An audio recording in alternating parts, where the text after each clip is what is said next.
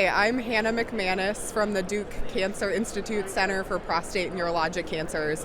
I'm here at ASCO with my colleague, Dr. Jeff Shevach, who just gave a fantastic presentation at the Cancer Prevention, Risk Reduction, and Genetics session. We wanted to look in a large population. We used the UK biobank to sort of look at these known cancer risk genes that we know are associated with different cancers, and we just wanted to look at the population level. Does this actually increase the risk of cancer? And what we found was that a lot of the genes that we know are really strongly associated with cancer. So, for patients with prostate cancer, that's things like HOXB13 or BRCA2. We saw that those genes were, again, associated with prostate cancer in this database. But we also looked at other cancers, including bladder cancer and kidney cancer, and even non-urologic cancers like breast, ovarian, and colorectal, for instance. And, we didn't really, what we found was that, yes, a lot of the genes that we know are associated with cancers are, we also found that association in the UK biobank.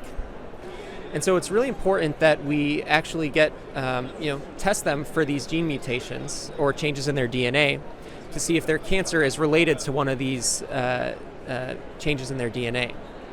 And that's because we have medicines, we have therapies that are targeted at these specific changes in DNA that improve how well patients do, improve how long patients live. But also it's really important for family members, to identify other people who might have some of these same genes because, for instance, some of the genes that can cause prostate cancer, for instance, or increase one's risk of prostate cancer, they also can predispose, females to ovarian cancer, for instance. And so it's really important, to help not only with patient therapy, but also to help screening practices for, their relatives, such as their children. But Dr. Kurian, who, kind of discussed my abstract and one of the other abstracts, she noted, and she led a large national study last year that showed that for a lot of these cancer types where genetic testing is recommended by the guidelines, we're just not meeting the benchmarks that you'd think. So, I think they found that only around 8% of prostate cancer patients or so are tested for these mutations, and it was true for a lot of different cancers.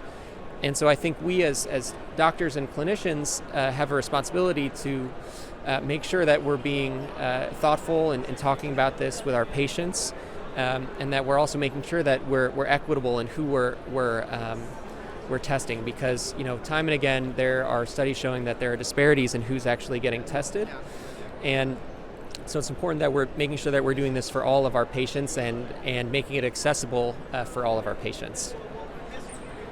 Yeah, thanks. You make a really good point there about making sure that we're having equitable access